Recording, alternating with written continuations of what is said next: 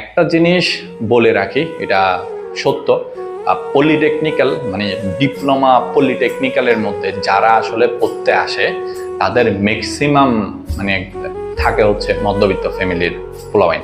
তো মধ্যবিত্ত ফ্যামিলির পোলাপাইনদের মধ্যে একটা জিনিস সবচেয়ে বেশি থাকে, মানে আমাদের মতো যারা আমরাও মধ্যবিত্ত ফ্যামিলির পোলাপাইনদের মধ্যে হচ্ছে কি, তুমি নিজের চাহিদা কখনোই পূরণ করার সুযোগ থাকেই না, বা থাকলেও ওরা সুযোগটা অপরচুনিটিটা নেয় না। ওরা সবসময় চায় হচ্ছে নিজের মা বাবার যে ব্যর্থ স্বপ্ন যেগুলো আছে ওইগুলা ফিল আপ করে সামনের দিকে হচ্ছে কি নিজের বাবার যে ফ্যামিলিটা উনি তিল তিল করে গড়ে তুলতেছে ওইটা ছেলে হিসাবে বা মেয়ে হিসাবে ওইটাতে একটু স্ট্রং হয়ে দাঁড়াতে।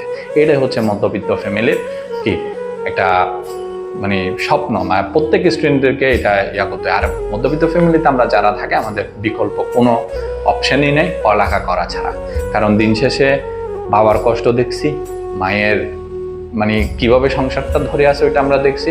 সবকিছু মিলাই ওভারঅল আমাদের থেকেও যাত্রাটা শুরু করতে হচ্ছে। দিন শেষে আমরা চাই বাবার সাথে সহযোগিতা করে যাতে ফ্যামিলিটা সচ্ছলতার সাথে চলে, একদম বিলাসিতা বলিনি, সচ্ছলতার সাথে বলে ওই জিনিসটাই আমাদের মধ্যবিত্ত ফ্যামিলির কি একটা চাহিদা থাকে আর কি। আর যারা একটু উচ্চবিলাসী বা উচ্চ মধ্যবিত্ত তাদের কথা বাদ দিলাম, আমরা ডিপ্লোমাতে কিন্তু ম্যাক্সিমাম দেখা যায় হচ্ছে এই কেসটা থাকে আর কি।